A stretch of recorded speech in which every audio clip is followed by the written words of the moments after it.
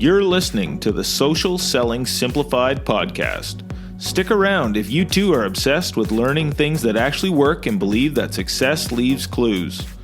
We're all about identifying results-producing roadmaps and getting super clear on how to scale and grow your online business. From part-timer to president, social selling expert Ashley Shaw will help you connect the dots and take the guesswork out of what works to grow a social selling empire. It's time to hear from social selling legends, listen in on truthful conversations, and learn the best tips and tricks to reduce the marketing overwhelm so you can build the social selling business of your dreams. If you're ready to go all in, no holding back, and build the business you've always wanted, you're in the right place. Here's your host, educator, social selling guru, and fitness industry OG, Ashley Shaw. Welcome to Social Selling Simplified. I'm your host, Ashley Shaw, and today we're diving into all things I wish I'd quit doing sooner. So I have come up with the 5 things that I wish I'd quit doing sooner. And I want to start off by explaining a little bit about where I was before I started moving through these 5 things. I had a ton of beliefs that were holding me back in my business without even realizing it. And this is the super, super tricky thing about beliefs. And if you haven't heard this before, this may just blow your mind. The thing is with beliefs that we start to feel that they are truths. Like if you ask somebody, when it comes to time, you have all the time you need to get something done. It's just a belief that you don't have enough time. They would literally probably fight you if they really believed that that was just a truth. Like, no, really, I just don't have time.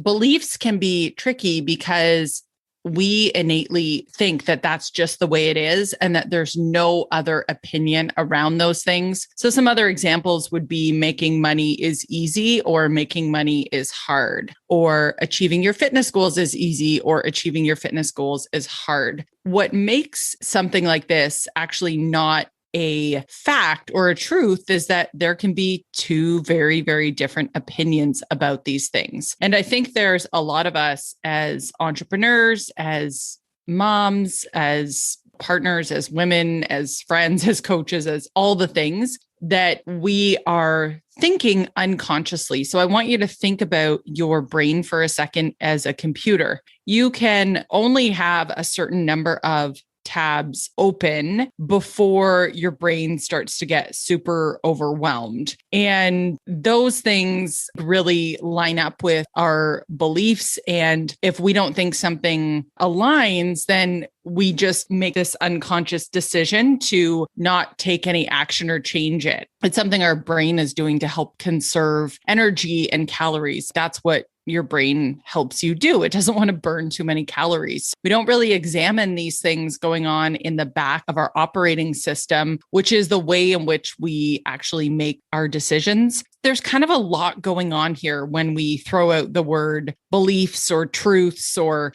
limiting beliefs, however you want to phrase it. And the best way that I have found to get more and more clarity as to sort of what you're telling yourself, think about whenever you feel resistance to something, like maybe, for example, I don't know, you're scrolling social and you see another coach or somebody that you feel does something similar to you, and instantly you feel this like resistance and you don't really know what it is. You may label it as jealousy or as, I don't want to follow this person or something anymore. Like that is a bit of resistance. It's something that bubbling up to tell you there's a belief in there that is not lining up. So you need to pay attention to what that may be. And it could be about money. It could be about success. It could be, thinking like I have to look a certain way to be successful on social media or in my online business. It could be any of those things. I just think it's really important to think about that as we're moving through this conversation, because that is really where a ton of these for me really came from. Things that were sort of sitting in my unconscious, that until I paid attention to the resistance, until I started meditating and trying to create a little bit of space for those things to bubble up, did I really learn what these things were for myself.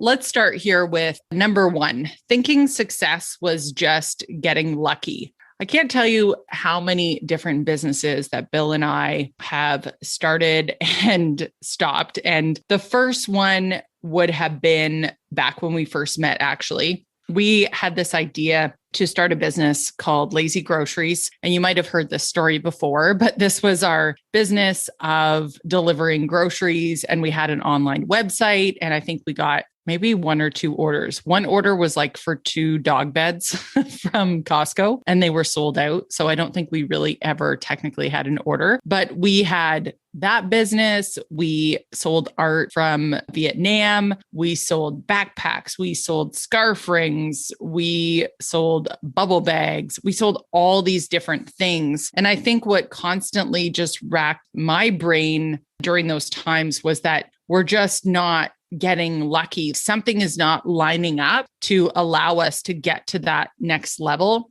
And the truth really was that I was not passionate about those things, that I wanted to show up for that audience and talk to people about scarves or about backpacks. Like there was no passion there. So I think the biggest difference is that when it comes to success and really being able to carve that out, what I found is that if you would do something for free, then you're going to be successful at it because there's so much heart, there's so much passion, there's so much authenticity there that all of those things combined really do make you unstoppable. It's just about finding that sweet spot and knowing this is what I want to do. And I think no matter if you are in health and fitness, let's say, for example, there are 1,000,001 different coaches or personal trainers. For example, there are personal trainers I've worked with in the past when I used to go to the gym, which I do not do anymore. I am definitely an at-home workout person now. That has definitely changed. And COVID really, really solidified that for me as well. Plus having a baby, I love working out at home. But I used to have trainers that were,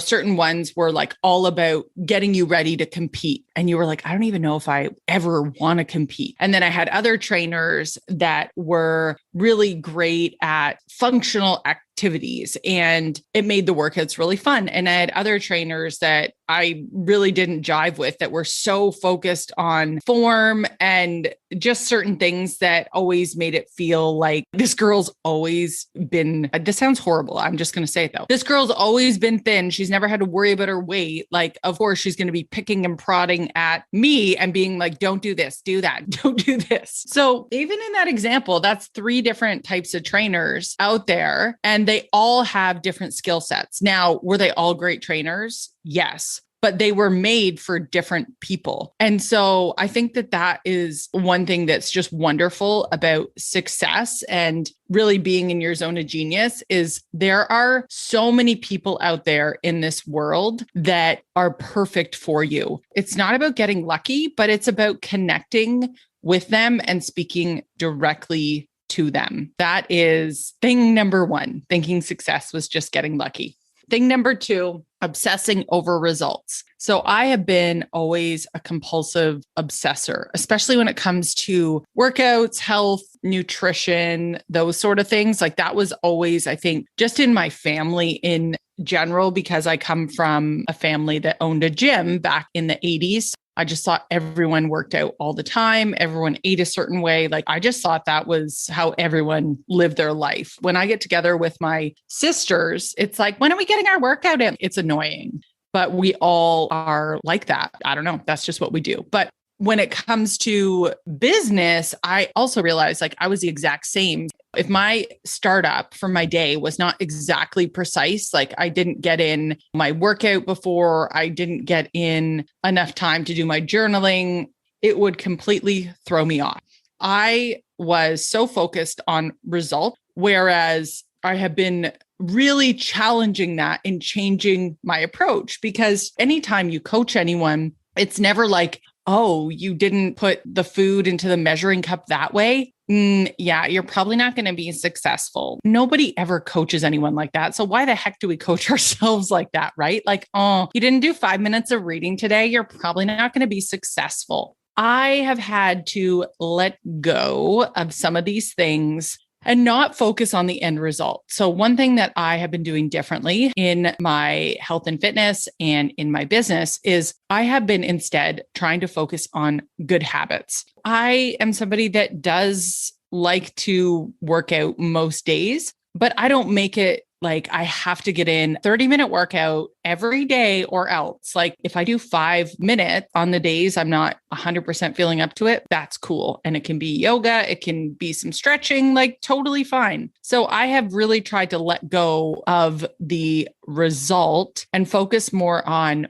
what do I need to do daily to feel really good about myself, to feel like I've got a good routine? And it's the same in my business. I think I used to really obsess over the results. How many likes did that get? Or how many coaches were we able to help or things like that? Whereas now it's more about, like for me, it's about the learning. That's what I love about my particular business is that I just get to learn stuff in the marketing world and consume content and then teach it. And that's what I really care about. Other people can look at in my business, but they're not things that really matter to me. I am more about being in my sweet spot, and I love teaching and simplifying. I have let go of just trying to always be in the results, obsessing over results. Bye-bye. I don't do that anymore. I just focus on good habits that make sense when you didn't get a good sleep last night, or your baby was up most of the night, or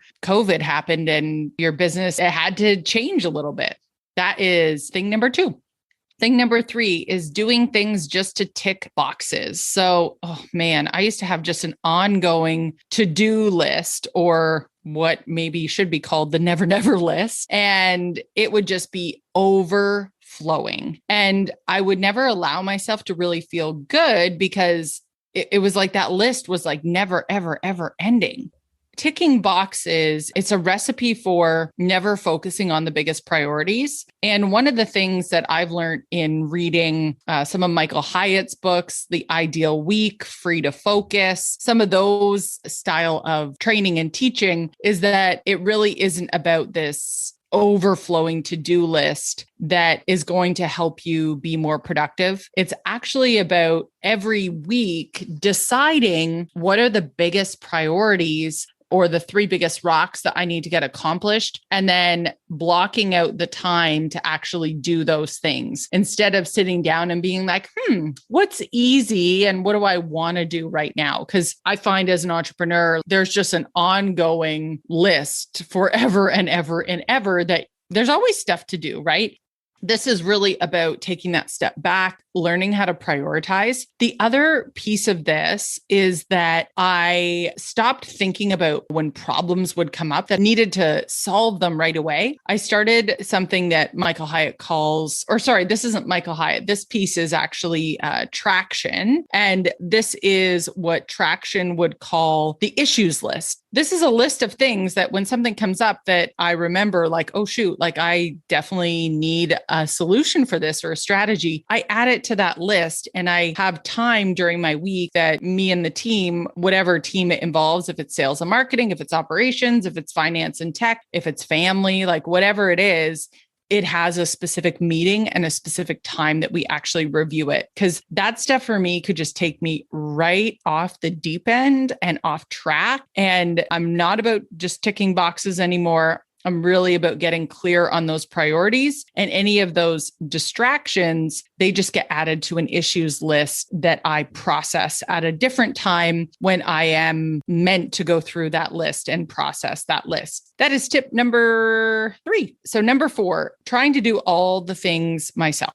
This was not one that just happened overnight. I remember there were times when Bill and I were fixing up some houses, and that's one of our side passions, that we love to own property in places that we love to visit. And we've been very fortunate. My dad has always helped us understand that if you can buy one piece of property and then rent it out and then pay the mortgage for that, try to move on to the next one. And he's always really, from the time I was a very young child, he was reading Rich Dad, Poor Dad and Stephen Covey, The 7 Habits of Highly Effective People. Like my dad read that when he was like 16 years old.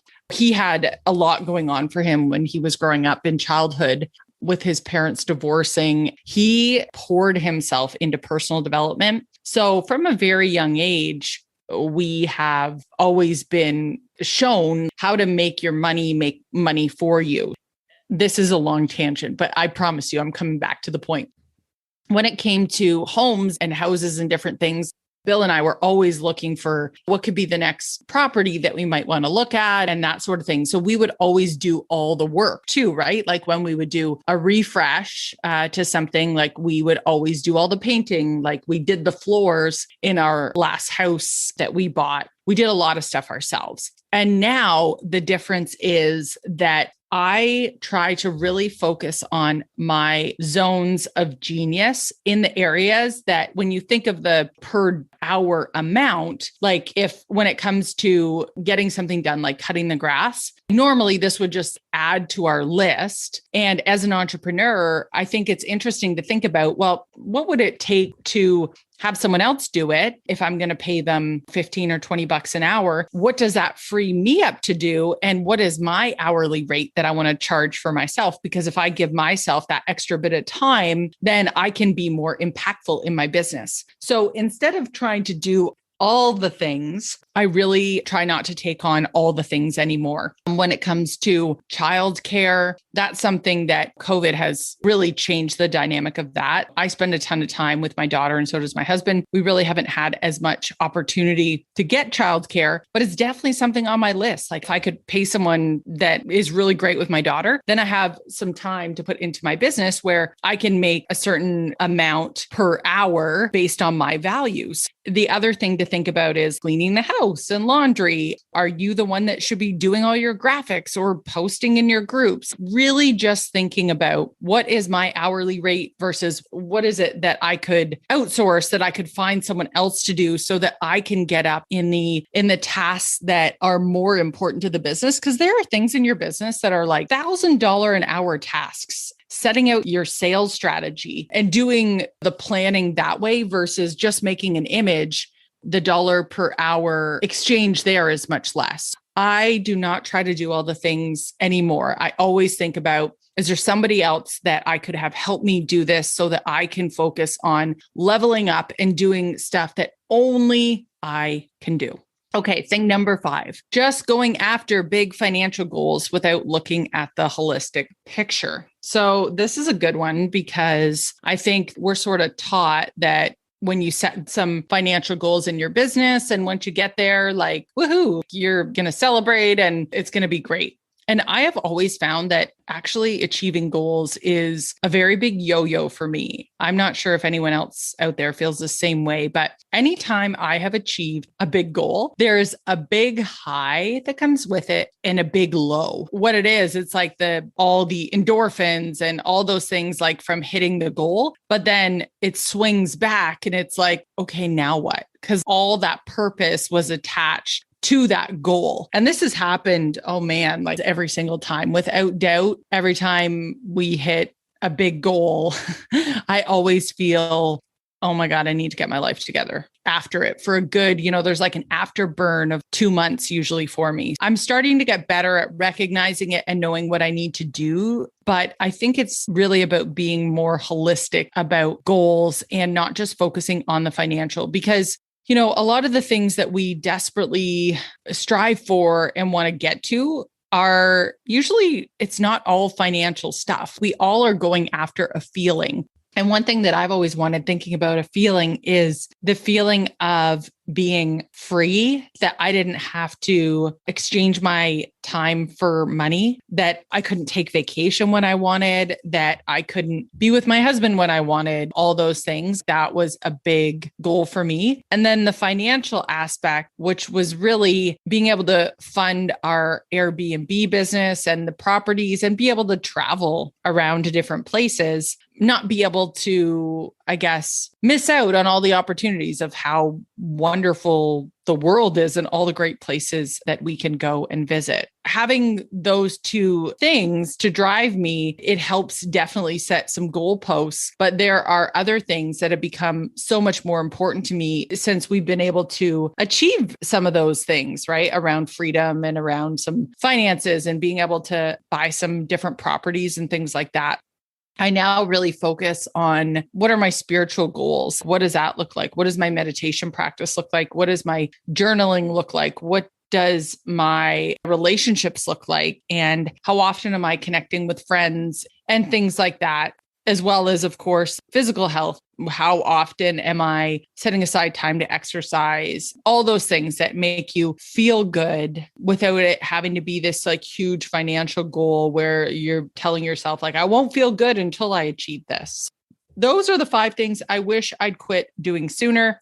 And, in the same breath, I'm the type of person that is sort of like, I've learned those lessons at the time I was supposed to learn them. I regret nothing. And I've learned so much along the way from having to unpack those lessons myself.